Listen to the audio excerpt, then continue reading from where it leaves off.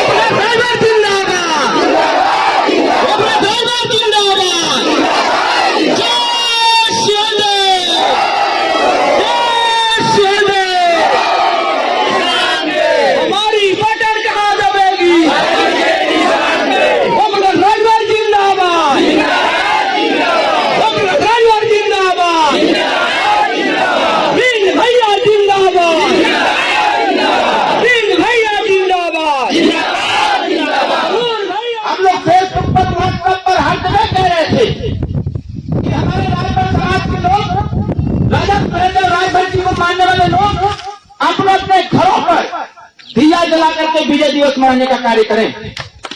हमारे लोगों ने हिस्सा लिया और राजपूत समुदाय के साथ साथ सर्व समाज के लोगों ने राजा सुहेलदेव रायभट्ट के विजयोत्सव के अवसर पर अपने अपने घरों पर दिया जला करके एक संदेश देने का कार्य किया कि हमारे इतिहास पर राजा सुहेलदेव राजभट्ट।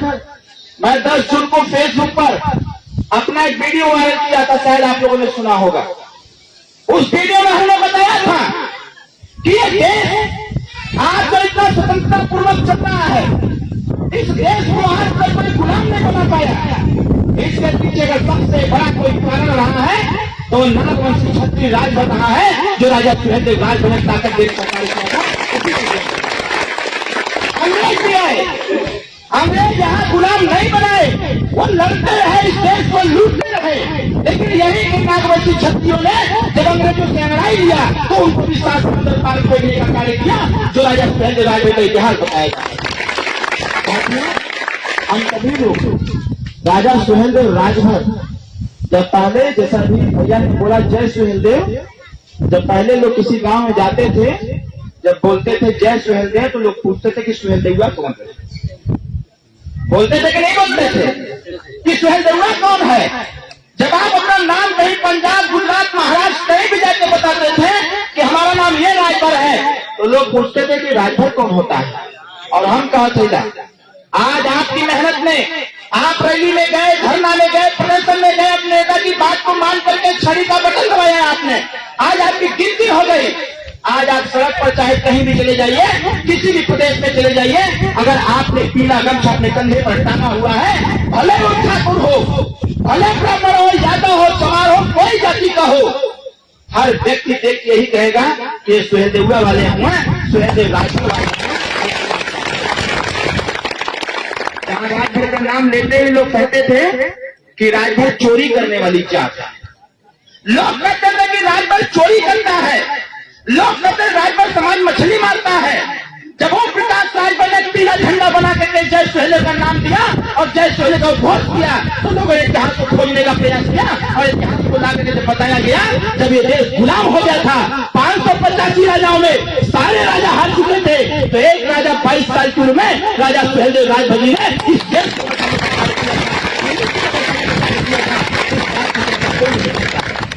कोई इस बात की चिंता नहीं करता है कि राम और रावण का युद्ध 8 दिन तक चला था, उसका इतिहास हो गया। महाभारत इस देश में हुआ था, कुरुक्षेत्र के मैदान में महाभारत 18 दिन तक था, उसका इतिहास हो गया। लेकिन कोई ये नहीं बताता है कि मुगलों और यहाँ के हिंदू राजा सुहेलदेव राजभट्ट जी के बीच 22.5 दिन तक नानपारा के मैदान में घनघोर महायुद्ध हुआ, उसका कोई इतिहास नहीं। जब हम लोगों ने गांव-गांव में लोगों को जगाना चालू किया, इतिहास बताना चालू किया, तो आज हमारे समाज के लोग जय सुहेलदेव जब बोलते हैं तो सीना चौड़ा हो जाता है कि हम राजा सुहेलदेव राजभट्ट जी के वंशज हैं।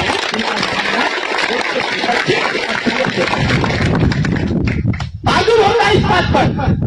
जब हम लोग पश्चिम में जाते हैं, जब जय सुहेलदेव बोलते हैं, तो पश्चिम के लोग कहते हैं कि पारे ओम प्रकाश राजभर और पारे राजभर समाज के लोगों, आपने वो ताकत दे दिया। ये लोकतंत्र में अगर राजतंत्र होता तो राजतंत्र के राजा के गद्दी पर राजभर का बेटा बैठता। इस धरती पर सप्तभेदी बाण 3 ही लोग चलाते थे। सप्तभेदी बाण 3 लोग चलाते थे मात्र। पहला नाम था भगवान राम के पिताजी दशरथ थे। दूसरा नाम हमारे चौहान जी बैठे हुए पृथ्वीराज चौहान का नाम आया था। और तीसरा नाम कोई था तो चक्रवर्ती सम्राट राष्ट्रवीर राजभर महाराजा सुहेलदेव राजभर का नाम था। हमने ग्रेजुएशन की किताब में एक हमारा किताब था आर्ट ऑफ द मैन, मैंने उसमें पढ़ा था राजा सुहेलदेव राजभर के संबंध में। ग्रेजुएशन के सेकेंड ईयर में मैंने पढ़ा था। जब मैंने पूरी इंग्लिश की किताब जब मैंने पढ़ा, मुझको समझ में आया। मैं उसी दिन से ठान लिया कि हम लोग कभी झुकने वाले नहीं। मोदी की सरकार में कोई योगी के खिलाफ क्यों बोल दे रहा है? बुलडोजर सुबेरे के द्वारे पहुंच जा रहा है और यहाँ आपका नेता ओम प्रकाश राजभर मुर्गा लाठी देके रोज पीट रहा है। उसके बाद उनकी हैसियत दे रहा है। इसलिए हम लोग आपके बीच में आते हैं और आपके बीच में आकर के बताने का प्रयास करते हैं कि दूसरों का चक्कर छोड़िए, आप अपना चक्कर चलाइए, अपने नेता के ऊपर विश्वास रखिए। आपका नेता ओम प्रकाश राजभर, आपकी पार्टी सुहेलदेव भारतीय समाज पार्टी, आपका झंडा पीला है, आपका नारा जय सुहेलदेव है। इस पर विश्वास करिए। 2027 में सरकार बना सकते। साथियों, आपने कर दिखाया है इस बार। कांग्रेस जैसी बड़ी पार्टी से समाजवादी पार्टी ने गठबंधन किया था तो 41 सीट मिला था विधानसभा में, 41 सीट मिला था। और आपके पार्टी से गठबंधन हुआ, पूर्वांचल में बीजेपी का भूसी छुड़ा दिया गया। 9 जनपद की सीट दिया गया। 9 जनपदों से खाता तक नहीं खुला। सारे के सारे भाजपा विधायक हार गए। वो पश्चिम से जीतते हुए चले आए, लेकिन पूर्वांचल में आते आते पसीना छुड़ा दिया गया भारतीय जनता पार्टी को कि भारतीय जनता पार्टी रहेगा, पूर्वांचल में तुम्हारी दाल गलने वाली नहीं। यही से भाजपा वाले हमेशा हमने के इर्द गिर्द घूमत रहना।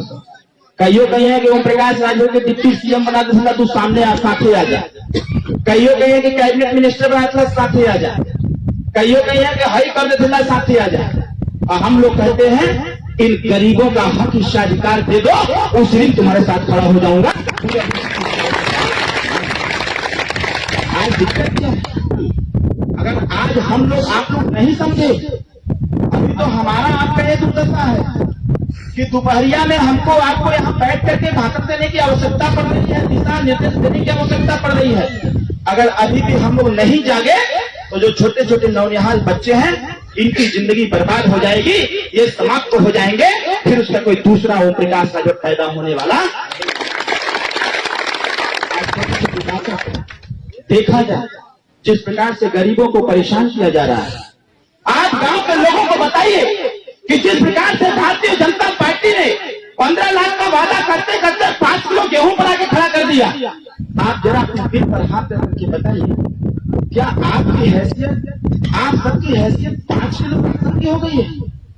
ये 5 किलो राशन देकर के आपके बच्चों का शिक्षा छीन लिए, ये 5 किलो राशन देकर के आपके नौजवानों का रोजगार छीन लिए, ये 5 किलो राशन देकर के पढ़े लिखे बच्चों की नौकरी छीन लिए, ये 5 किलो राशन देकर के बच्चों का शादी अनुदान छीन लिए, ये 5 किलो राशन देकर के पढ़ने लिखने वाले बच्चों का स्कॉलरशिप छीन लिए, ये 5 किलो राशन देकर के आपके साथ होने वाले न्याय को छीन लिए। इस बात को समझने की आवश्यकता है कि आज ओम प्रकाश राजभर मंत्री पद से इस्तीफा देकर के, मैंने मंत्री पद से इस्तीफा देकर के, मैंने आपका दामन क्यों थामा? मैंने आपका दामन इसलिए थामा कि मंत्री रहूंगा तो मंत्री के काम में फंस जाऊंगा, इसलिए मंत्री पद से इस्तीफा देता हूं। जब तक हमारा समाज विकसित नहीं हो जाता, हमारा समाज शिक्षित नहीं होता, तब तक साथियों दोबारा हम लोग मंत्री बनने वाले। आप बताइए, आपके क्षेत्र में या आपके विधानसभा में बनवासी समाज के बेचारे होंगे? बनवासी समाज होते हैं, बनवासी समाज के लोग। थोड़ा सा आप प्रैक्टिकली एक अनुभव करिएगा। मैं आज जो बताने जा रहा हूं आज नहीं तो कल, कल नहीं तो परसों इसको प्रैक्टिकली अनुभव करिएगा। ये 5 किलो राशन दे करके आपका सारा अधिकार उन्होंने खत्म कर दिया। आज इसमें से तमाम बच्चे सोच रहे होंगे कि जब आर्मी की भर्ती आएगी तो आर्मी की भर्ती में मैं भी भर्ती हो जाऊंगा और देश की रक्षा, देश की सेवा करूंगा। क्या किया भारतीय जनता पार्टी ने? 4 साल आप इतना दिन से मेहनत कर रहे हैं, इतना साल से मेहनत कर रहे हैं, और 4 साल के लिए आपको आर्मी की भर्ती में आपको जगह दिया जाएगा। 4 साल आपको रोजगार, और 4 साल के बाद फिर बेरोजगार। बाहर देश, बाहर सिस्टम, बाहर समय। साथियों, सत्ता के साथ साथ जब तक व्यवस्था में परिवर्तन नहीं होगा तब तक अंतिम व्यक्ति का विकास होने वाला नहीं। वनवासी समाज के लोग, जब आप अपने खेत में से गेहूं और धान का जब फसल काट लेते हैं तो वनवासी समाज की महिलाएं और वनवासी समाज की लड़कियां एक जो सूप और एक जो झाड़ू लेकर के आपके खेत में आ जाती है। जो चूहे के बिल में धान या गेहूं रहता है उसको निकालती है, जो गड्ढे में गिरा हुआ थोड़ा थोड़ा धान या गेहूं रहता है उसको निकालते हैं, पूरा गोलिया करके बोरिया में भर देते हैं और एक दिन में 25 से 30 किलो अनाज इकट्ठा करके अपने परिवार का पालन पोषण करते हैं। और यहाँ भारतीय जनता पार्टी ने आपको 5 किलो बना के खड़ा कर दिया। ठीक है, तुमने 5 किलो 10 किलो राशन दिया, लेकिन फिर सरकार बन गई तो ये आदेश क्यों जारी कर दिया कि जो राशन बच रहा है सरकार का, वो राशन 70% लोग गलत लोग ले रहे हैं। मानक तैयार कर दिए कि जिसके पास एक तो पक्का मकान होगा, जिसके पास बिजली का कनेक्शन होगा, जिसके पास एक तो मोटरसाइकिल होगी, जिसके घर में रंगीन टीवी होगी, जिसके पास 1 बिस्सा जमीन होगा, ऐसे लोग अगर सरकारी राशन ले रहे थे तो ऐसे लोगों के खिलाफ कानूनी कार्रवाई होनी चाहिए। 5-5 किलो 10-10 किलो राशन आपने लिया। अब भाजपा ने कह दिया कि जितने लोग राशन ले रहे थे, अगर इन लोगों के पास ये सारी व्यवस्थाएं हैं तो 24 रुपया किलो के हिसाब से इनसे राशन की वापसी होनी चाहिए। या तो पैसा सरकार को वापस करिए या तो राशन आप वापस करिए। आप बताइए गरीब भाइयों, 24 रुपया किलो के हिसाब से जब से आपको राशन मिल रहा है तब से लेके आज तक अगर आपके खिलाफ मुकदमा पंजीकृत हो जाए और सरकार दबाव बना के आपसे राशन या पैसा वसूलने लगे तो क्या बताए आप लोग दे पाएंगे? नहीं। जोर से बोलिए, दे पाएंगे? नहीं। दिन भर मेहनत मजदूरी करते हैं, 300, 400, 500 रुपया मिलता है।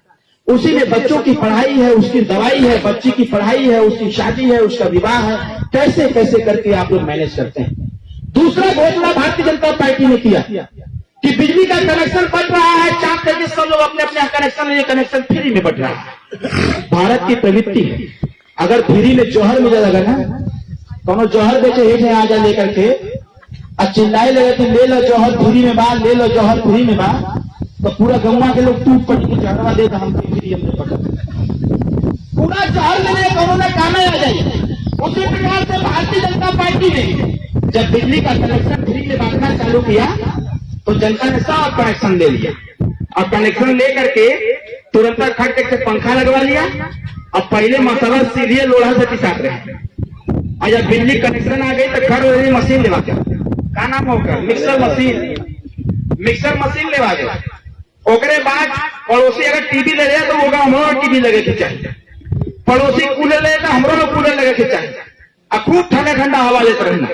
तब तक बाहर से इतना चिल्लाए तो क्या ओ फलाने हुए कि नहीं, तो हाँ भैया बैठ, जब पहुंचले बहरे तो देखा जय साहब आ तो क्या बात है, तो हाथ देखा नहीं होता आ जाएगा तो कितना का बात नहीं होता, आके वहां ट्विटर पर पैसा जमा कर देते। क्या बात, हर परिवार के ऊपर 5,000, 10,000, 20,000, 25,000 का बिजली बिल भेज करके इस गरीब को परेशान करने का प्रयास किया जाए। मैं बताना चाहता हूँ, ओम प्रकाश जी कहना चाहते हैं, हमेशा सदन में लड़ते हैं, अगर बाबा रामदेव का पैसा, अगर बाबा रामदेव का कर्जा माफ हो सकता है तो उत्तर प्रदेश में समस्त गरीबों का बिजली का बिल भी माफ होना चाहिए। बाबा रामदेव भाजपा की निगाह में सबसे गरीब आदमी हुए। 2,258,000 करोड़ रुपया केंद्र और प्रदेश की सरकार ने उसका माफ किया। आप बताइए, अगर आपके वोट के दम पर उसका कर्जा माफ हो सकता है तो जो बिजली का कर्जा आपका है वो माफ होना चाहिए कि नहीं होना चाहिए? इन्हीं सब बातों को लेकर के हम लोग आपके बीच में चल रहे हैं।